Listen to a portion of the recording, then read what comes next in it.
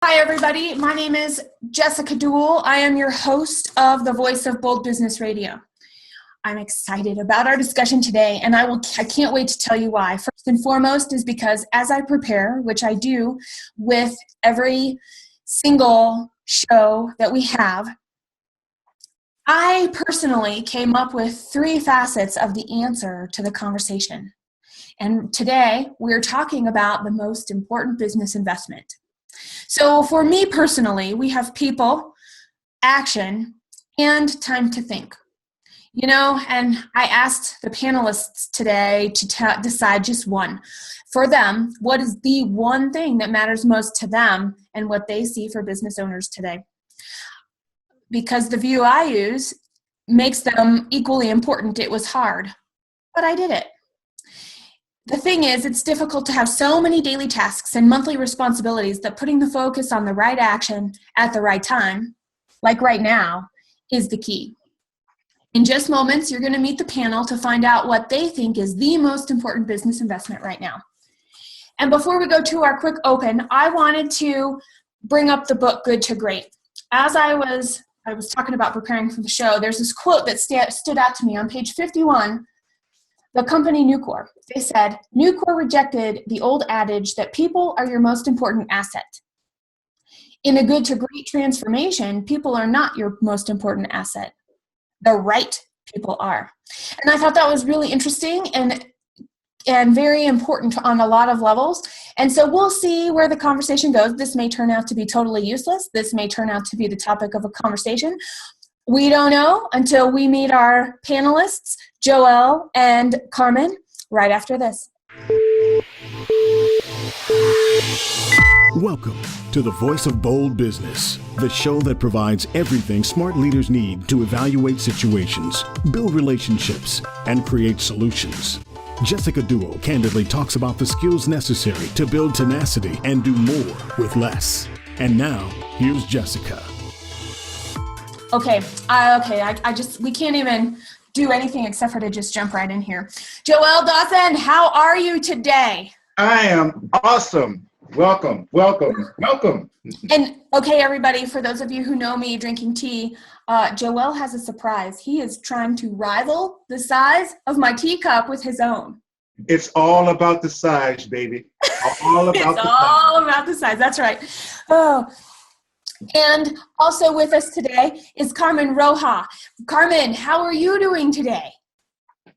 I am doing absolutely splendid. I can't be doing much better. And everybody who's listening, she's got rain in her neck of the woods. I don't know when the last time I actually saw rain in Boulder was, and I was actually missing it the other day. So Carmen, I'm super excited that you have a little bit of rain there. I'm going to live vicariously through you. Well, I'm in Florida, so you can have all the rain you want. I'll send it your way. Send it my way.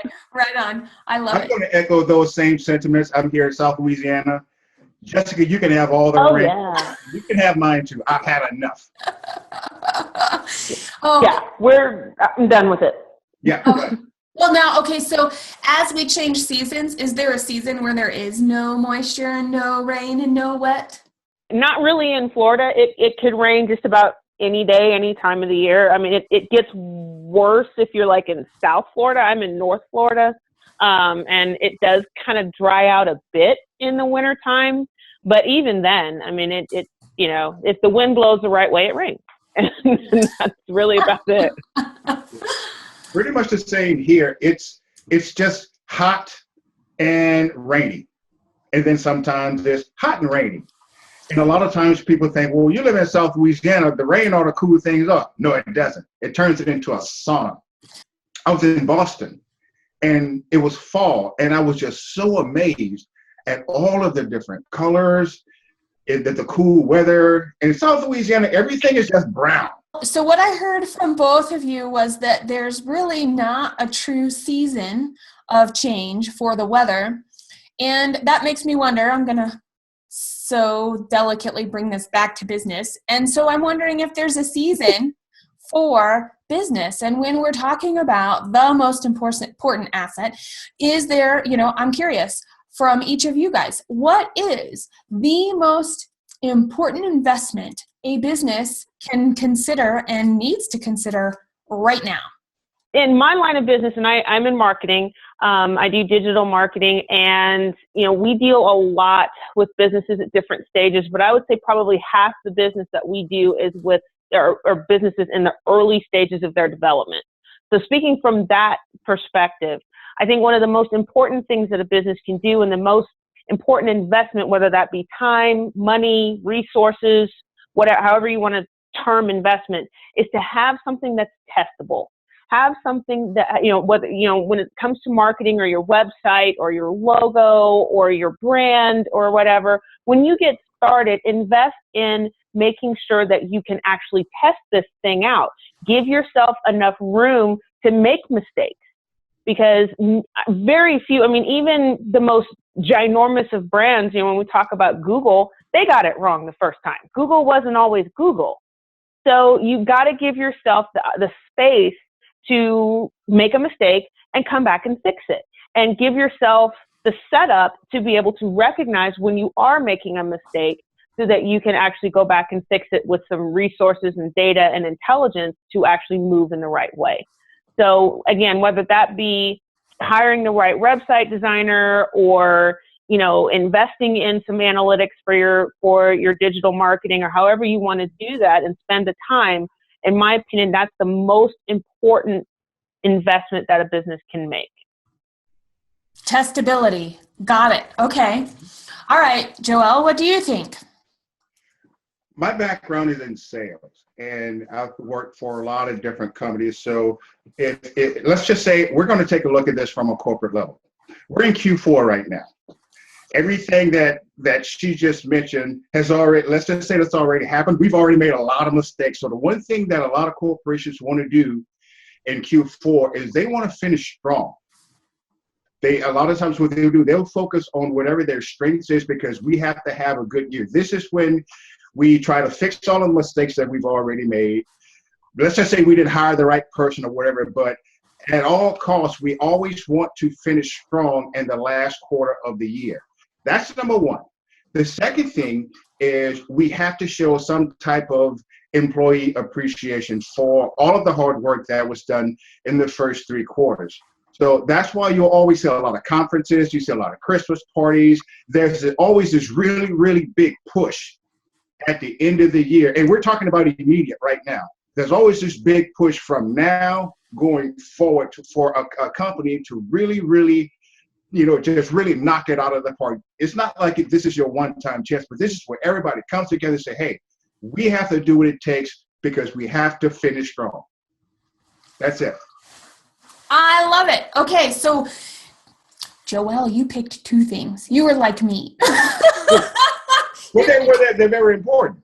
Well, they are. And I would say, as is the testability, that Carmen found and lumped 3 things under testability, maybe even 5 or 6. So you guys are pretty sneaky that way. And everybody who's listening, I really want to make an important point. It is in how we prepare what we say. It is in exactly the words that we use when we say it. And it also comes down to how are we able to model what we do. And with that in mind, I want to hear from you guys when we're talking about testing, when we're talking about fixing our mistakes. That was a common answer between both Carmen and Joelle, to finish strong and to test. Let's talk about that for just a minute. And in those, what is the setup to understand what mistakes we've made that we need to fix by the end of the year? And this is an open question for all of us. It's now kind of turning into a dialogue, I think, and I'll just be a lot of question answering, asking too. Got it.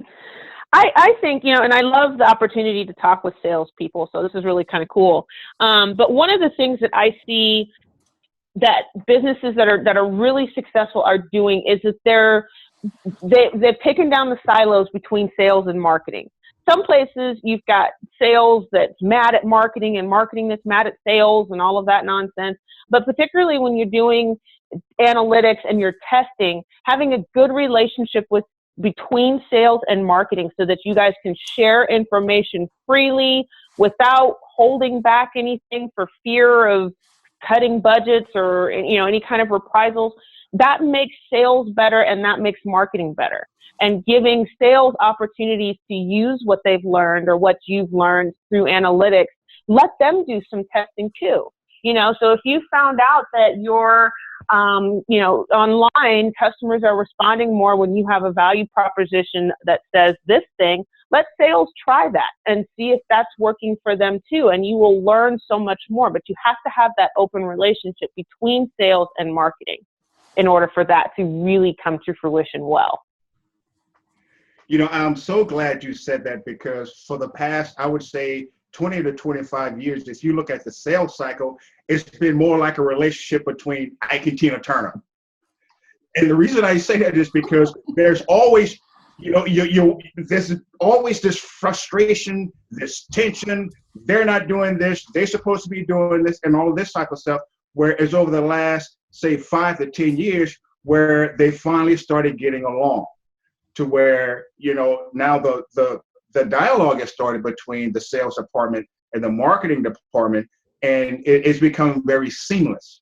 So now everybody's on the same page. And when that happens, not only do you get rid of the tension that they've had, but now the process is a lot more enjoyable, number one, for all of them. And number two, it's more profitable because the fact that they're working together and they're all on the same page. So that's a big, big plus for any corporation. So for anybody out there, if your marketing department or your sales department are putting on the gloves like Mike Tyson and Buster Douglas, call stop.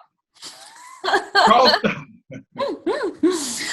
Okay, and that's really interesting. We're talking about the continual change of silos, which, by the way, I have seen in his companies as little as one, having their own struggle with their own sales hat and their own marketing hat, all the way up into companies above 500 people where you have teams and departments, and there's some challenges of the way things have always been done versus the way things are changing, and how do you best use all of the information that's out there. So I have a question for you guys. So let's say we've got a senior marketing person and a senior sales person, and they both happen to be listening to this conversation. And by the way, if you're either one and your counterpart is not listening, this would be a great episode to share because of where we're going next. And that is, when we're talking about metrics and we're talking about testability and we're talking about how do we report things, let's start there. I want to start, what are the things that can cross over between sales and marketing that are metrics that a company may be using and may be misreading, as well as maybe missing and would benefit from adding? I would say that's going to differ between companies. Depending on kind of what sector you're in. Are you a B2B? Are you a B2C? Kind of those questions will make what specific metric you use be different. But what's important is that sales and marketing and, whatever the C-level setup is, that everybody be on the same page about what that metric is. It's not, it's not quite as important which metric. Well, let me back up. It is important which metric, but what's of greater importance is that everybody be on the same page about what metrics it is we're going to watch and why. That's actually something that I talk about too. There are specific industry metrics. There are specific business-oriented metrics. And what it does come down to is, what is the goal and what is the objective and how has it been communicated and what has everybody agreed on? Because within that, there are metrics that are no use and just a waste of time to collect. And then there are metrics that nobody thinks about collecting that actually make the most sense to see if we're on track or the company is on track to hitting its milestones and its end goals. I like that. Okay. Now, here we go. I'm going to step in the ring for all of the salespeople and sales managers across the world. Here we go. The one common metric that the marketing department and the sales department have, or what's called leads. Okay. The marketing and sales is not the same thing. It's not. For some reason, it keeps getting lumped together, but it's totally different. Marketing is the process of bringing in those potential clients or potential leads, let's just say. The sales job is to take these leads and turn them into sales. So the one common metric that they both have is the leads. Where's the friction? Sometimes the marketing department, because of compliance, their hands are tied, and there's certain things that they have to do to market to the public to get these leads in. Salespeople, on the other hand, sometimes their hands are not tied, which means that this lead may not be what we consider a qualified lead. Okay, this we can tell just by looking at it or talking to the company or that person, whether it's B2B or B2C, that this is not a right fit. However, at the end result, when it comes to marketing, that's what their job is, to bring leads. On the sales end, that's how they make their money, and there's a what's called a closing ratio. How many leads you got versus how many you turn into customers. Well, the salespeople say, well, that was junk anyway, but that still goes, towards their production, and it goes toward the evaluation at the end of the year. But to go back to what we were saying earlier, now the departments are working together to say, well, okay, well, in South Louisiana, instead of sitting down and having tea, we'll go out and have a beer or a shot of tequila or something like that, where we talk about this and say, okay, what do you consider a qualified lead? What do we need to get more of? Mm-hmm. And they're sitting down and they're working together to say, okay, well, we need to change this or we need to change that to give you guys, the salespeople, more of an opportunity to convert more into sales. And there's another piece I'm going to add on to that in just a second. You're talking about shared meaning. You're talking about a shared consciousness. You're talking about this time and this place and this energy where what's being said needs to match up with what can be offered, and what's being sold, if you will, is actually in line with what is. And now we're going to add complexity, because we're talking about research and development. We're talking about product management. We're talking about, can we deliver the experience that was communicated, then sold and promised to the actual product? So that's really interesting. And so there was something that you said at the end about, well, no, it wasn't about the go have a beer or the tequila. It was after that, but it caught my eye. It caught my ear. It's always good to have a drink with friends. And that's, here it is. Okay, and that is, when we're talking about the concept of shared meaning, what salespeople hear qualified and unqualified clients, leads, looking for, needs to be communicated back. And there's a loop that goes back to marketing, because it will help marketing better qualify those leads coming in, tell a better story, make a better brand connection with the right people that are having the problem that needs to be solved. That's it. Now, and the funny thing is, it doesn't just stop right there. It could be just something as simple as the image. The first business that I had was insurance. Mm-hmm. I got all these nice brochures. Okay, I worked in the senior market. So I got all of these brochures of all of these senior citizens smiling. They're on the beach. Mm-hmm. I'm sitting in a house, and the majority of my clients were either in wheelchairs, they were in the bed, they were hooked to oxygen tanks. And just because you buy my product, that doesn't mean you're going to be able to go out on the beach. Right. And sometimes in the feedback that I get, it's like, well, this is not for me, or this is not talking to me, where it has to be relatable. It really has to be relatable. And a lot of times, it's like it doesn't fit me. This is not for me. It does, but you want to be relatable to that end user, whether it's B2B or B2C. Mm-hmm. And I know Carmen is waiting to get her 2 cents in here. We've been talking about some shared meaning and feedback loops and things like that, being relatable. All right, Carmen, go for it. Don't turn me loose, because it could be a long show. I'm ready. But no, I think one thing that often challenges, marketing departments, and particularly when we're talking about, shared meeting and all of that, is the difference between, we're talking about conversions at the end of the day. To use the analytical metric, it's conversions. But the question often becomes, is it quality or quantity? Because what'll happen, and I've seen it happen to marketing departments, from large businesses, small businesses, whatever. Salespeople say, hey, I need more leads. Marketing person interprets that as, I need a larger number of leads. So the friction comes down on the website. We do these pictures, you know, you end up kind of going more the direction of like a shotgun blast type of a thing. And then you get more leads. And then the salesperson comes back a month later and says, yeah, but all those leads suck. And it's like, okay, well, do you want quality or do you want quantity of leads? You know, which is it that you're going to do? And that then becomes a matter of how are people incentivized and, you know, all of that. And that often can be a sticking point and needs to come from leadership, that they're understanding what it is that we're actually looking for. Because I can flood you with 1,000 leads a day, and if 2 of them work out, well, that was a complete waste of time. Right. Or I could give you 5 leads and get 3 of them to come out. Right. Which would you rather have?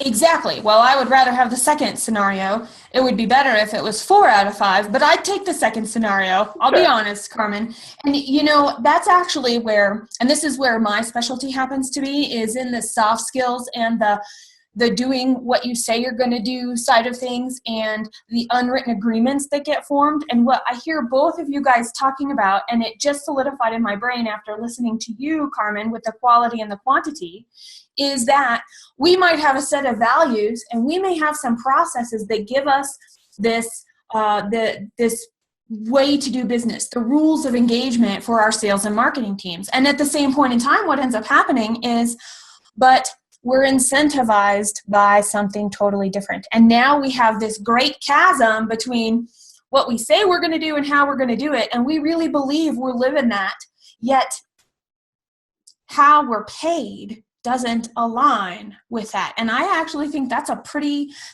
big place. And if we're talking about, you know, being able to iterate mistakes, identify mistakes and change them, we're talking about finishing strong and showing appreciation, like Joelle was talking about at the very beginning. It's up to the leadership, the leaders that are in those positions, to find out, do we have gaps between what we say we're going to do and how we want to present ourselves to the business, and what's actually happening and what we're modeling for ourselves, for our teams, for our departments, for our employees at every level. Yeah. Got it. You hit the nail right on the head. Knocked it out the park. That's awesome. Okay, so I want to move into then, we're talking about metrics, we're talking about the shared meaning and the conversion and what all of that, what that the leads are, what we have in common. So when we talk about finishing strong, I'm curious, Carmen and Joelle, what does finishing strong look like and feel like? As I said, everybody wants to finish strong. January, February, all the way down to October, you have up months, you have down months. But in a lot of industries, the Q4 is the big push. Whether it's the healthcare industry, they have what's called AEP, which is the open enrollment for Medicare. You have car dealers that, hey, we're going to close out. We're going to try to give these things away. They want to, you know, turn over their inventory. A lot of industries are focused on making a really, really big push at the end of the year, because if they do, then that'll compensate for a lot of the trial and error, or a lot of the challenges that they had at the beginning of the year. And it can be done. And let's just use the car industry, for example. When I was selling cars, you got a sales manager, okay? He sits up in his office sipping coffee, and you know, he's just kind of sitting back. In Q4, he's out there on the floor with everybody else. Everybody's out there they're trying the best they can, because everybody wants to finish really strong, because number 2, Christmas is coming. You want to have a nice check. Okay. Everybody does. I mean, that's where that money comes from, because, you know, you have kids, you want to finish the year on a good note. You always want to, I don't care what industry it is, what type of business that you have, you always want to end the year on a strong and positive note. Now, when it comes to, did you want me to go to the second one? Yeah, go for it. Okay. There's 4 ways that you motivate people. Okay. Now, people go to work, they come home, they're tired, especially in sales and a lot of other industries as well. As a leader, you have to learn how to motivate your people if you want them giving you peak performance. It can't just be the paycheck. One of the ways that people are motivated is through money. Mm-hmm. That's why people give out Christmas bonuses, or companies give out Christmas bonuses. Public recognition. That's why they have award ceremonies. Public praise. Hey, Jessica, you did a great job today. Keep up the good work. Little things like that make a big difference. Number 4 is more job responsibility, maybe a promotion, giving them the opportunity to showcase their talents. At the end of the year, as you see, that's where, the Christmas parties, the award. That's why. If they're going to be pushing really, really hard in Q4, you want to reward them some type of way. So what most companies do, they will do all 4. They'll do all of them that way, because it's different for everybody. It's different for Carmen, maybe different for me, maybe different from you. However, if you just focus as a company and as a leadership team and say, hey, we're going to do something to recognize our employees. Okay, that makes them want to really push in Q4. Number 1, they end the year on a positive note. So when January comes, they're ready to do the whole process all over again. So all I heard was there's a secret sauce of these 4 things, and it's a Louisiana home-cooked recipe. Yes. And if I were to put that into words that actually make sense for the Voice of Bold Business Radio, it would be there are 4 ways to mix and match depending on each organization and their goals. And we're talking specifically about finishing strong at the end of the year. And what I think I could extrapolate and say with ultimate confidence is this can happen on a weekly, a monthly, and a quarterly basis, which also keeps that motivation occurring, and we end up with a less cyclical business when it comes to new clients or new sales or moving of inventory or whatever that metric is. That if we can come up with what that secret sauce is for us, we go from highs and lows, seasonality, and we might be able to avoid some of it. Now, some industries really just are seasonal, and it is what it is. But there are ways to even it out over time and know what to expect. And I think that motivation plays a big part in that. So finishing strong all the time. And what came up for me when you were saying that was, and whatever the end of the year stuff is that happens, they should be recognized in March. Because nothing is happening in January and February, and March is the beginning of the spring. And what a perfect way to continue the conversation and reiterate what was, model what that is in a time. Mm-hmm. And I randomly picked March. Maybe it's different for another business or industry, but being able to recognize, don't forget, these are what we want you to model. This is what we're going for. And we're saying by recognizing this fits back into our vision, mission, and values to solve a problem and get a solution to our customers. Right. Now, let me go ahead and piggyback off of that, because Carmen, her background is marketing. My background is in sales. So I don't want this to be just about sales and marketing. If you have a leadership team, okay, let's go traditional 9-to-5 job. Sure. Whether you're a project manager or whatever, it's very important for you to know how to motivate your team. And this is on a daily basis, because this is how you guarantee that you will always get peak performance from them, knowing what motivates them. Is it that pat on the back? Is it that, hey, man, let's go out to lunch, you did a great job, whatever it is? Because we're just like kids. Why do you think they give you lollipops and suckers and stickers? Why? Because that's so right. Am I right? Well, you're absolutely right. That's exactly right. Yep. That's why they do that. Well, just because we grow up, that doesn't mean that we don't want the lollipop, the stickers, and all that kind of stuff. It just changes. But the underlying premise of that is still the same. You're motivating them, because if you do that, then they're going to become responsive to you. However, if there's something that happens that, that didn't agree with the policy, or something that you need to correct, let's put it that way, it's easier for you to correct it right then and there, because they know that, they want that acceptance. They want that little candy bar. They want that, go out on Taco Tuesday. Mm-hmm. So if for some reason you have to address a certain issue, it's a lot easier and you'll get a better response. If they know that, you're going to, whatever that little dangling carrot is for them, if they know that's at the end of the week or at the end of the rainbow, then whatever it is that you need them to change, as long as you address it immediately, that makes your job as a leader a lot better and a lot easier.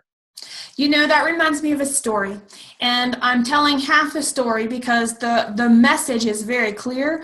The part that I cannot remember is the city or the company. So if this is your company, speak up. It's really awesome. there's a company, and they're more in the manufacturing world, where they were looking for ways to support and engage employees. And they were like, you know what? What if we had Pizza Friday? But this isn't Pizza Friday where everybody eats pizza at work. This is Pizza Friday where the company bought pizza and had it delivered to the doorstep for the families of the employees every Friday. So the person who was working, the man, the woman, the mom, the dad, the daughter, or the son that was bringing an income into the house gets to be seen, publicly praised, and being seen as a hero for getting pizza on Friday for their family. Talk about, and as far as an investment goes, what were the things that they said? Error went down, accidents went down, contentment, overall satisfaction went up. So it's going to be something very small that could actually yield the biggest results. And that's where, as a leader in the organization, and going, Joelle, what you were saying about the motivation piece, and that the people are motivated differently, but the culture of the organization can make that a little bit easier. So you're not doing 7,000 different things for 7,000 different people. We've got common values to work from. Yeah. We can go from there. All right, Carmen, what I heard you start to speak up, and I want to make sure that you get your 2 cents in before I pivot a little. Marketing is a little bit kind of a different beast, because in the fourth quarter we're already projecting into the next year. Yeah. Marketing, I like to look at it as we're loading the weapon for sales to go out and fire. So if we're still loading in fourth quarter, we're way behind. We're way behind. Right. So, we are, in terms of what are we doing, and that's just an important concept for sales leadership to kind of to be on the same page with about as well. That, the conversation about how am I going to finish the fourth quarter strong needs to happen with marketing like in June. Nice. That's when you start having that conversation. Don't come to marketing in August, not August, but October, yeah. and say my numbers are down. I got to finish strong. What can you do to help me? Because at that point, it's just too much to try and change and ramp up. If you want to ramp up, plan your ramp up in June, not October. Now there's this thing, and I'm going to jump in here. Hold that thought. We're into the last 100 days of the year. Small companies that can do things a little quicker, or actually, and I'm even going to take it one step further and say it doesn't matter the size of the company. A leader, a person who is striving to become a leader, anybody practicing leadership skills, the last 100 days really matters, because there's a lot that can occur on a personal level or on a small team level in that last 100 days. And Carmen, you're absolutely right, though, is part of scaling is thinking ahead. Part of scaling is we can still fly by the seat of our pants, but we have to at least know which direction we're flying along the way. It's not so bad when you're going to say, hey, can you print an extra 200 of these, or can we run an extra ad in a paper or post an extra billboard on a website? That's fine. But when you come in and say we have to change something, now we want to do a completely different spread, and we want to do, then that's when marketing people start to get gray hairs like I have. That's when you start getting the side eye from the graphic artist, because we're starting to change things. And I was going to say, one of the fun things about being a marketing person, and I think I've done this in I don't know, probably every corporate job I've ever had, is the marketing team gets to do the end of the year video for the Christmas party or whatever. And that's always a blast. So, marketing people, that's your fourth quarter task, is to put together one heck of a good end of the year video. Along with, getting ready for the next year. That's always something that takes the time to do that. You'll want to start looking at, and sometimes that's hard. And then that's when you're going to get the sales marketing person that comes to the marketing director that comes to the sales director and says, okay, how were our sales this year? Because that's what they'll use to evaluate how effective the marketing was. And the sales director says, but the year's not over yet. My biggest push is coming for, these last 100 days, and the marketing person says, well, I don't know what I'm supposed to do for the next year if you're telling me that 1/3 of your business or more is still out there. Mm-hmm. Mm-hmm. So you do have kind of these challenges just with scheduling and whatnot. I think at this point, always, marketing and just a shift that I know I've made professionally, and, what we focus on here is in what have you learned? What have you learned that adds value to the business?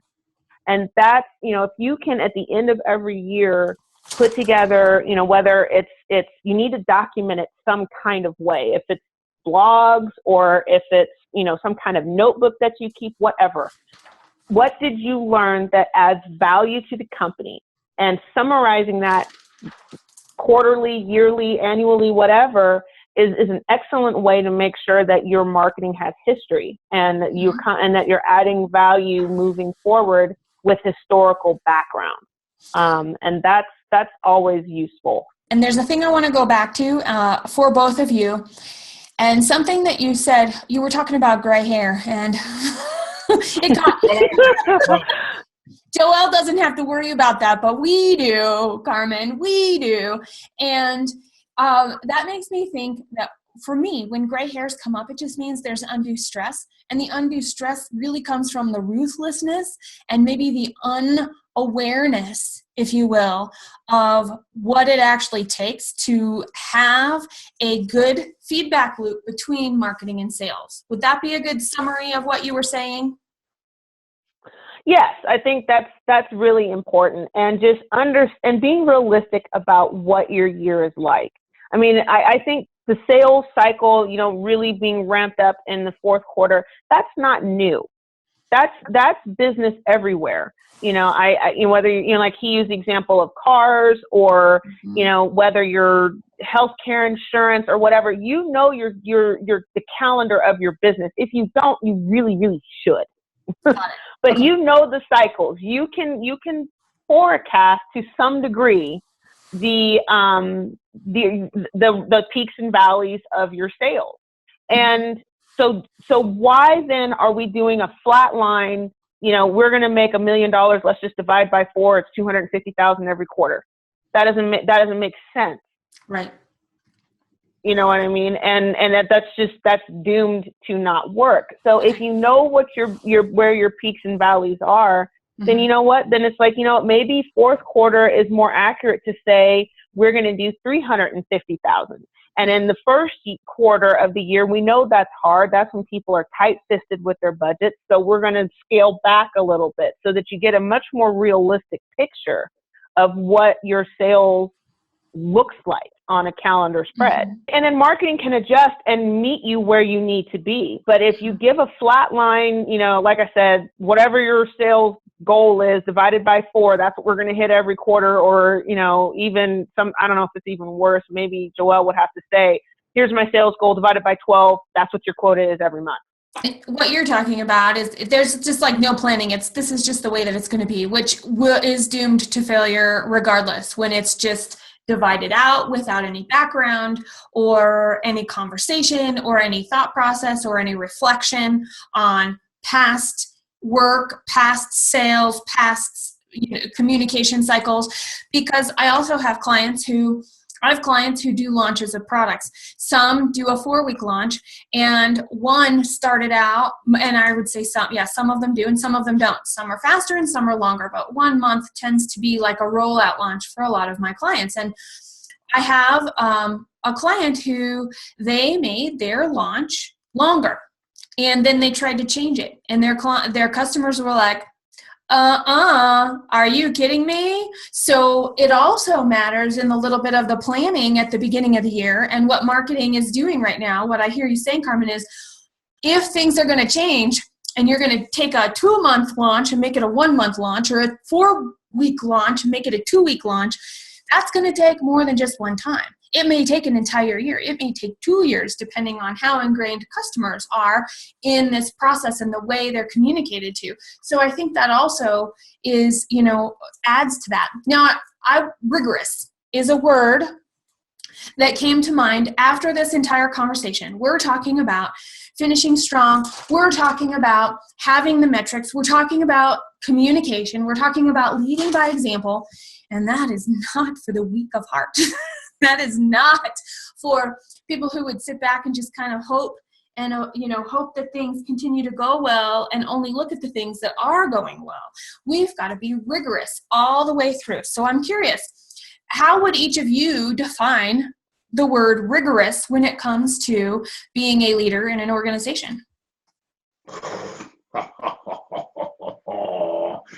Rigorous. Man, let me tell you something. Just the word, I always equate leadership with a rigorous job. It does. A lot of people that, they get promoted. I'll give you an example. When I first got out of the Marine Corps in 1992, I worked for a retail company. Mm-hmm. And I was an assistant manager. I did, I did work, but they saw that they were having problems with the manager that they had. Okay, so I got promoted. I'm the manager. All right. I was the manager. Can you believe that? Let me tell you something. That was the biggest mistake. I can't say it was a big mistake, but to say that it was a rigorous job, something I hadn't thought about, was an understatement. Because as an assistant manager, I worked 44 hours a week. When I became a manager, I never worked no less than 60 hours a week. Right. And if I look at it on a per hour basis, I made less money per hour. So when it comes to being a leader, it's not you sitting in a chair pointing and telling everybody what to do. If you understand what effective leadership is, you realize that you're going to have to get your hands dirty, and you're going to have to do it a lot every single day. Every single day, because you lead by example. You can't expect people to do things that you can't do or won't do. That's just how it is. But when people see you doing something, then they can do it, or they're willing to do it. But you have to do it first. And that's what an effective leader knows. And he understands that. So it's rigorous. I'm telling you. I love it. Being in a leadership position is not for the faint at heart. It's not. Okay, Carmen, how would you define it? I echo everything that Joel said. He really did, as he said, hit it out of the park on that one. I would add to that and just say, to me, rigorous means also being as a leader, standing by what you said in the beginning of the year. If we said we're going to track this metric, then hold people accountable all the way through and don't change halfway. Don't waver on it. If we said this is how we're going to measure our progress, then measure it that way. And don't, it's common when people sit in a meeting and say, I love this idea, I love this concept. And then when the application comes, we want to change because it changes the way we're viewing things. And it takes leadership and bravery, really, to stand, even if it's a mistake, but to stand there and be willing to stand by that and say that that's what we did. And also to acknowledge a mistake if it, in fact, was discovered that this is not the right thing that we should be measuring or the way we should be going. But, I think definitely, rigorous means just holding people's feet to the fire, standing by the plan that we put together and actioned, and being willing to stand by it all the way. There's oftentimes the tendency to panic, as you get towards the end of the year, and maybe you're not quite where you are. So you're going to revert to old habits that may have worked 5 years ago or whenever, that you felt like did get you to your goals. And so you kind of jump ship and abandon what you've already said you were going to do. Mm-hmm. And that just destroys morale all the way across the organization when teams and leadership do that. So I would, to me, that's really what it means to me. And I'm an analytical marketing person. So, just being willing to stand by the plan that we put in place and the plan that we all agreed to, and just be willing to live with it and move all the way through. Great. Those are some fabulous definitions that we can take away and check ourselves and add our own experiences and perspectives to that. That would be a great define rigorous would be a great comment on the program notes page where this will be. And you'll find out more information about that here in just a little while.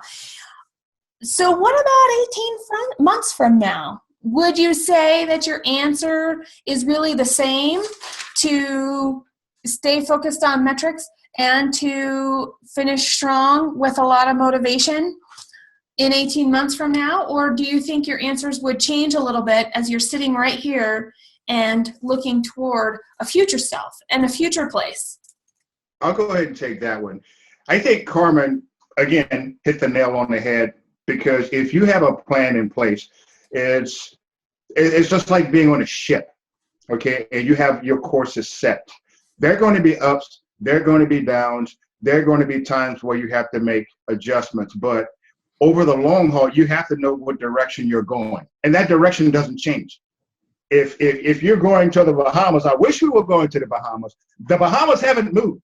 They're still in the same place. So whether you have a breakdown on the ship or whatever happens, that's where you have to know where you're going.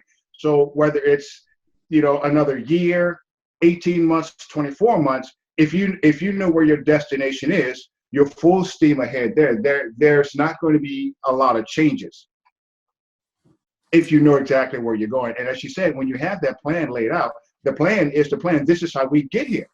Mm-hmm. What you would hope to see in 18 months, if you're following a path that deals more in planning and metrics and analytics, is that you're getting better at being able to define what matters, being able to measure what matters, and incentivize correctly. In 18 months, you've got some feedback, you've got some results that you can look at, and so you can. There's a really great book that I love called The Lean Startup, and they talk about the 5 whys. And so now that you have some data and you can say, well, that didn't work well why? And then you ask why 5 more times until you get to the root cause of why didn't this work? And so I would hope that after 18 months that those conversations have happened. And so we're now moving forward, and then, you don't abandon the concept of staying analytical and metric driven and all of that, but you've just refined the process. You've said, you know what? Having meetings over lunch doesn't work, because then everybody comes back to the office and we're sleepy. And it didn't work well. Oh, they so don't come then we back say, okay. True. They might not come back. Right. So maybe we're going to have this meeting over lunch or breakfast, excuse me. Or, there's, you figure it out. You figure out what works because you've got data and you've got history to tell you what's working. And so you refine. And so I would hope that after 18 months, and it's a continual cycle, you're going to keep getting better and you're going to keep growing, but you have to be willing to look, in the rear view every now and then and see where you've been and where you are and keep moving in the right direction. What I noticed in this conversation, I'm just going to recap because this is the outline of the show right here as it developed with each and every one of you that is listening and watching us. And that is, we were talking about metrics. We even threw in a reference to Tina Turner. And we talked about finishing strong and having rigorousness. And we talked about quality over quantity. What we were talking about right now still matters in 18 months. And if we were starting with no history right now, what I took away was that the 18 months from now gives us an outcome for the course that was set. We can make course corrections along the way, yet we're defining what matters. We're building that shared consciousness. We're continuing to create the feedback loop between sales and marketing and product development, sales and marketing and product development and the rest of the company. All of that really matters. And so those were the highlights. And you can get those highlights everywhere to subscribe, to listen, and to watch The Voice of Bold Business Radio at thevoiceofboldbusiness.com/program6, which is titled The Most Important Business Investment Right Now. And we took a peek into the future. So I'm going to go back to how I started with people action, with people, comma, action, the business, the plan, right? Comma, and the think time that I said were the 3 most important, and I couldn't choose. If I were talking about right now, I would say think time. And I would always put that first in the moment, is to stop and look and listen and see what's going on, experience what's going on, feel what's going on, and be able to then ask a few questions to assess where things are. So think time in the dream time is very important to what I would add as a mix to the amazing conversation that we've had so far. Come check out the program notes, answer the question, how would you define rigorous? And we're also curious, Joelle, Carmen, and I, what is the most important thing that you could invest in your business right now? Subscribe at thevoiceofboldbusiness.com and get more information, program notes, and past episodes. Bold leaders approach each situation and focus on action to achieve a higher level of leadership. Jessica Duell, your business advocate, is the host of the Voice of Bold Business Radio. Thank you for joining us.